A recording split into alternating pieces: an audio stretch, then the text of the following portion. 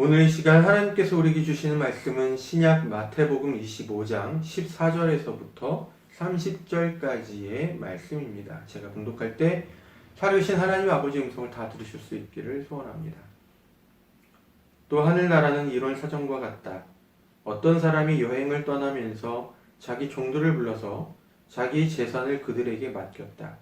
그는 각 사람의 능력을 따라 한 사람에게는 5달란트를 주고 또 한 사람에게는 2달란트를 주고 또 다른 한 사람에게는 1달란트를 주고 떠났다. 5달란트를 받은 사람은 곧 가서 그곳으로 장사를 하여 5달란트를 더 벌었다. 2달란트를 받은 사람도 그와 같이 하여 2달란트를 더 벌었다. 그러나 1달란트를 받은 사람은 가서 땅을 파고 주인의 돈을 숨겼다. 오랜 뒤에 그 종들의 주인이 돌아와서 그들과 셈을 하게 되었다. 5달란트를 받은 사람은 5달란트를 더 가지고 와서 말하기를 주인님, 주인께서 5달란트를 내게 맡기셨는데 보십시오.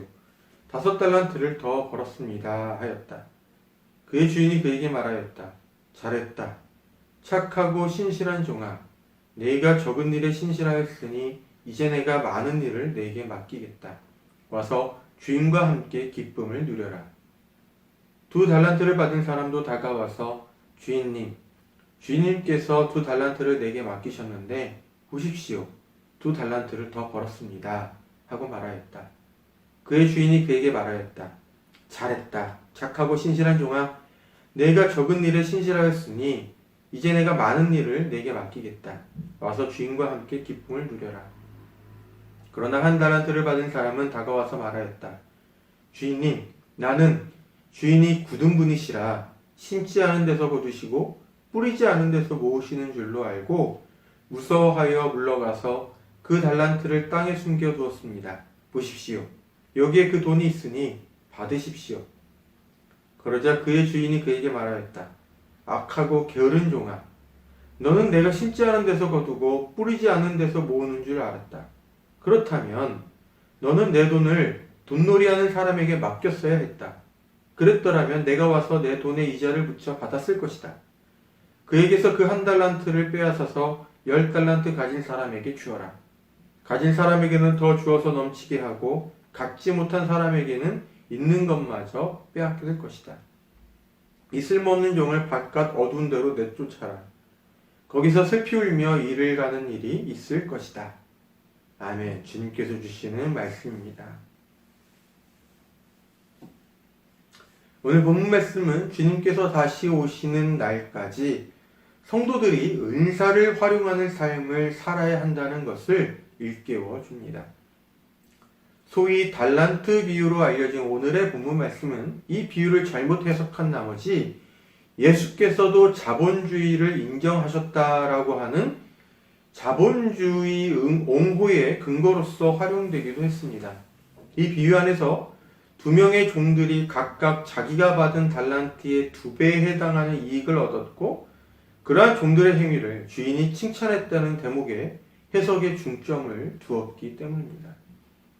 하지만 우리가 비유를 해석하고자 할 때에는 그 비유가 어떤 이야기의 흐름 속에서 이야기되고 있는 것인지를 우선적으로 파악해야 합니다. 이 기준을 따라서 본문을 보면 본문의 비유는 하늘나라에 관한 비유를 다루는 그 이야기의 흐름 속에 있다는 것을 확인할 수가 있습니다. 본문 앞에는 혼인잔치를 앞두고 언제 올지 모르는 신랑을 맞이하기 위해서 10명의 들러리들이 기름을 충분히 준비해야 하는 것처럼 성도들도 언제나 성도로서의 삶을 살아가고 있어야 한다는 것을 그 비유를 통해서 말씀하고 있습니다. 하늘나라가 언제 완전히 도래할지 모르기 때문입니다. 그런가 하면 이 본문의 뒷부분에는 이미 하늘나라가 완전히 도래한 그때에 벌어질 최후 심판의 장면을 상상해 볼 수 있도록 안내하고 있습니다. 그때가 되면 성도들이 이 세상에서 어떠한 삶을 살았는지의 여부에 따라서 판결이 갈리게 될 것인데 특히 사회적으로나 경제적으로나 약자인 사람들을 향해서 평소에 어떻게 대했는가에 따라서 그 판결이 갈리게 될 것이라고 말씀하고 있습니다. 그렇게 함으로써 공동체 안의 약자나 공동체 밖의 약자들에 향한 선한 사랑의 실천과 섬김을 성도들에게 독려하고 있다라고 볼 수가 있겠죠.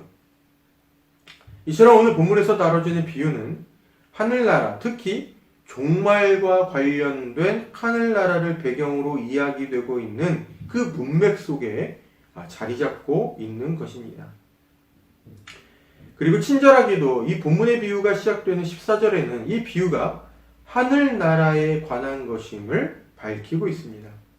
그러니 적어도 예수께서 자본주의를 인정하셨다라고 주장하기 위해서 이 비유의 이야기를 가져다 사용하는 것은 잘못된 해석과 적용을 하고 있는 것이다 라고 말할 수 있습니다.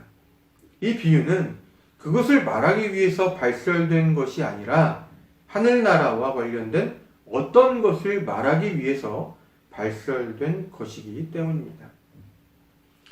하지만 본문에 대한 해석을 방해하는 대목들은 여전히 이 본문 속에 있습니다.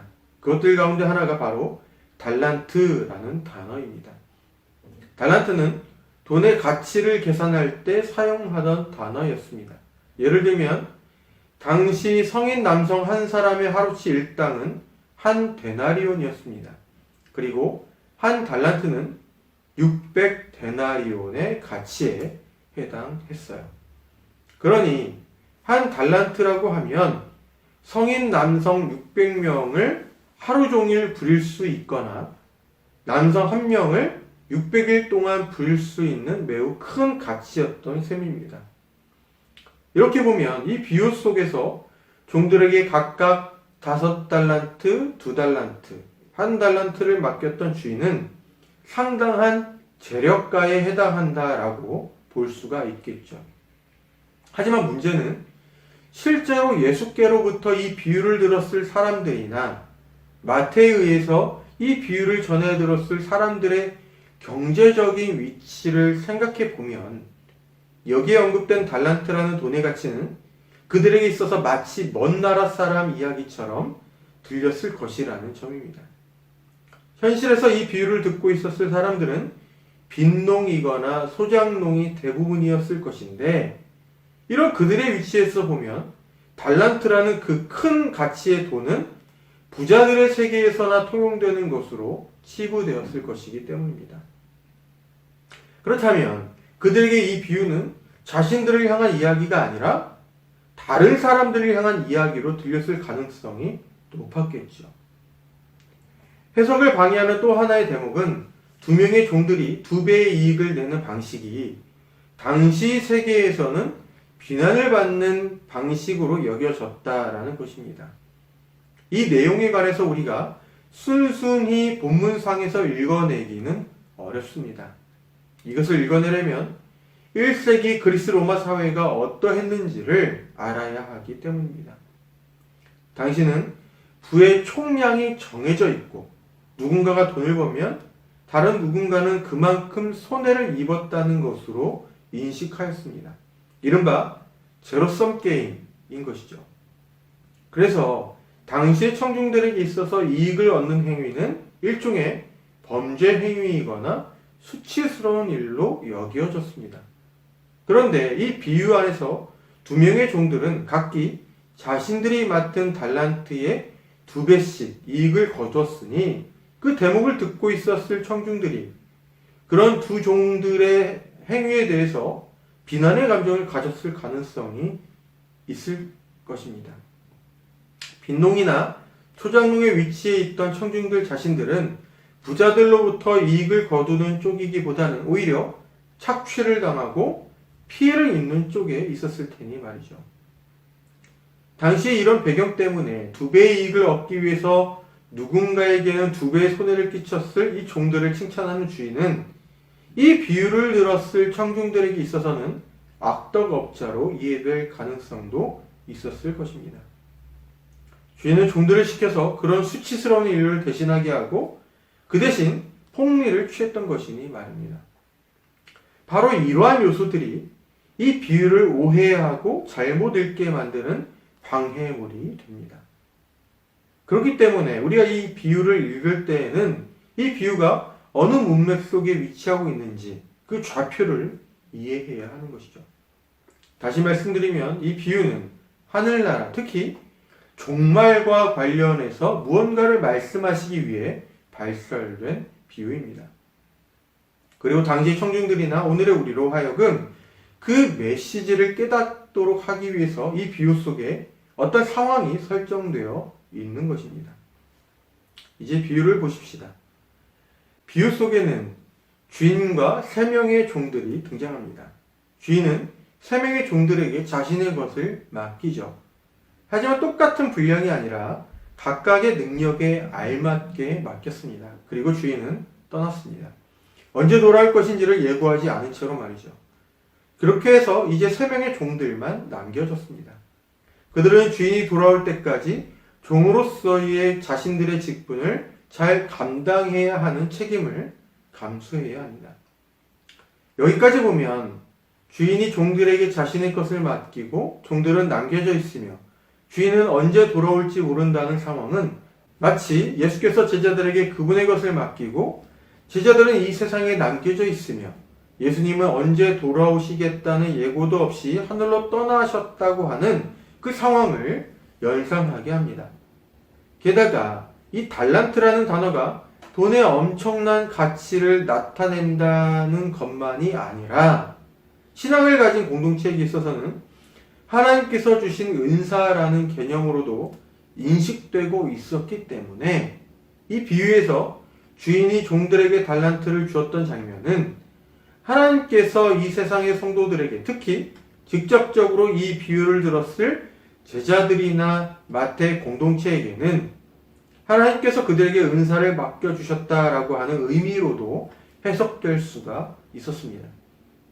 여기까지를 정리해보면 이 비유는 하나님께서 이 세상의 성도들에게 각 사람의 분량에 맞게 은사를 맡겨주셨고 예수께서 언제쯤 다시 이 세상에 오실지 알 수는 없지만 은사를 맡은 성도들은 이 세상에서 성도로서의 책임을 다해야 한다라는 이야기가 되지요.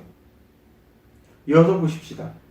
남겨진 종들은 이제 자신들에게 맡겨진 것들을 가지고 어떻게 해야 할 것인지를 결정해야 했습니다. 그 가운데 2명의 종들은 그것으로 장사를 하기로 결정을 한 것이고 그 일을 통해서 결국에는 이익을 거두었습니다. 반면에 다른 1명은 자신에게 맡겨진 달란트를 땅에 묻어서 보관하기로 결정했습니다. 그래서 그 목적대로 자신이 받은 1 달란트를 주인이 올 때까지 지켜낼 수 있었죠. 그리고 마침내 주인이 돌아왔습니다. 그때 주인이 종들을 불러 모으고 그가 종들에게 맡긴 것을 가지고 종들이 무엇을 하였는지를 셈을 하였습니다. 장세를 하기로 결정하고 이익을 남겼던 2명의 종들은 둘 다 똑같이 주인으로부터 칭찬을 받았습니다. 하지만 땅에 묻어서 보관하였던 종은 주인으로부터 책망을 받았습니다. 그가 주인으로부터 책망을 받은 이유는 이것입니다. 그는 주인에 대해서 이러한 인상을 가지고 있었습니다. 그가 볼 때의 주인은 굳은 사람이라서 심지 않은 데서 거두고 뿌리지 않은 데서 모는 사람이었습니다. 간략히 말하면 악덕업자로 보았던 것이죠. 3번째 종은 그런 주인이 두려웠기 때문에 자신에게 맡겨진 달란트를 그대로 보관하였다라고 말했습니다. 하지만 주인의 판단은 달랐습니다. 정말로 3번째 종이 주인에 대해서 그런 식의 악덕업자로 보고 있었다면 그런 악덕업자의 방식대로라도 행해서 이익을 거두려고 했어야 했다는 것입니다. 하지만 주인을 악덕업자로 인식하고 있었으면서도 그런 주인이 돌아와서 책망할 것을 가볍게 여기고 아무런 일도 행하지 않았으니 주인이 볼 때 그런 종의 모습은 악하고 게으른 종에 지나지 않을 뿐이었습니다. 그래서 3번째 종은 주인으로부터 책망을 받을 수밖에 없었고 거기에서 더 나아가서 있는 것마저 빼앗기고 쫓겨났다는 것으로 이 비유가 끝이 납니다. 그러면 이 비유의 이 부분을 해석해 봅시다. 이 비유의 앞부분에서 우리는 이 비유가 종말과 관련된 하늘나라에 관한 비유라는 것, 그리고 이 비유에서 다루는 달란트라는 것이 단순히 돈의 엄청난 가치만을 나타내는 것이 아니라 하나님께서 성도에게 주시는 은사라는 개념도 있었다라는 것을 확인했습니다. 그래서 이 비유는 제자들이나 마태 공동체에게 있어서 하나님께로부터 은사를 받은 성도들로서 다시 오실 예수님을 기다리는 이 시기에 이 받은 은사를 가지고 어떻게 할 것인가를 고민하고 결정할 수 있도록 안내하고 있다는 것도 알 수 있었습니다. 이 맥락을 유지하면서 이 비유의 나머지 부분을 해석해야겠죠. 자신에게 맡겨진 달란트를 가지고 장사를 하기로 결정하고 실제로 행동에 옮겨서 이익을 얻었던 종들의 행동은 하나님께서 주신 은사를 가지고 그 은사를 활용하는 성도들의 행동으로 연결될 수 있습니다. 이 두 명의 종들도 세 번째 종처럼 그들이 맡았던 달란트를 그대로 땅에 묻고 보관할 수도 있었을 것입니다. 하지만 그들은 모험을 하기로 결정했습니다. 달란트로 장사를 하려는 모험 말이죠. 이것이 모험인 이유는 장사가 항상 이익을 안겨주는 것도 아니고 손해를 끼칠 수도 있기 때문입니다. 그럼에도 그들 두 사람은 모험을 하였습니다. 아마도 이유가 있었을 것입니다. 주인에게 이익을 안겨줘서 그로부터 칭찬을 받고자 하는 마음이 저들에게 있었기 때문이겠죠. 마찬가지로 하나님께로부터 은사를 받은 성도들은 그들이 받은 은사를 활용해야 하는 것입니다.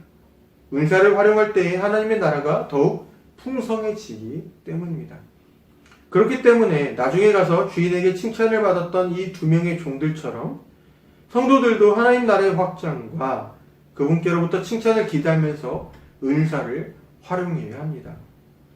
이것을 위해서는 비록 그 은사를 활용하는 과정에서 입을 수 있는 손해도 감수하고자 하는 용기와 또 주인을 향한 신뢰가 필요하겠죠.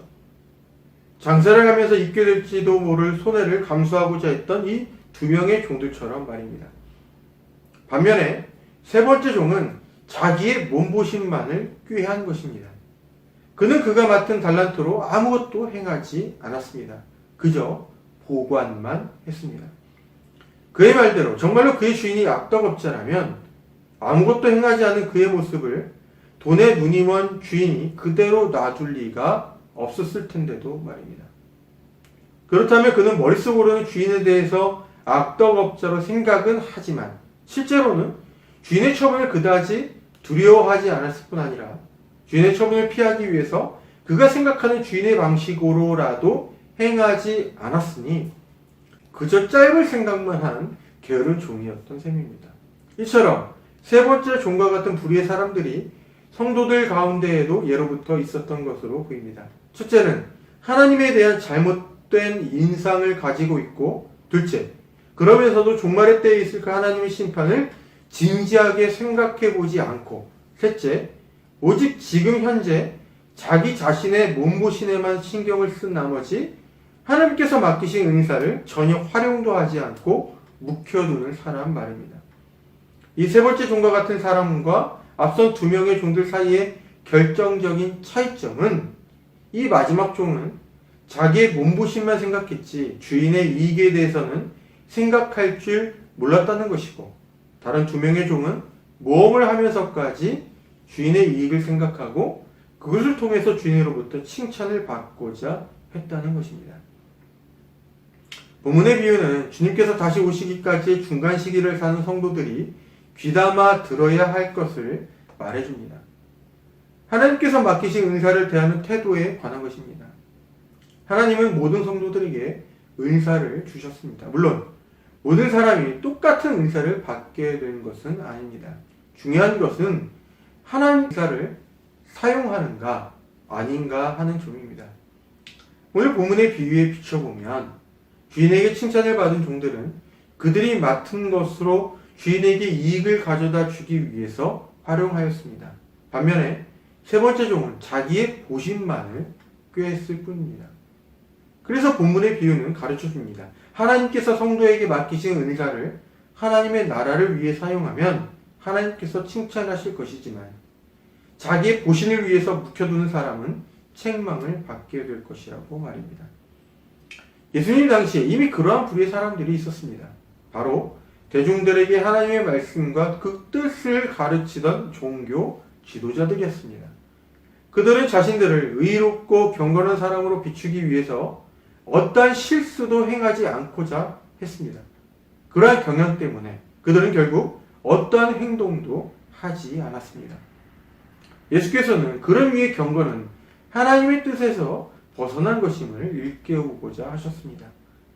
기독교는 명상의 종교도 고행의 종교도 아닙니다.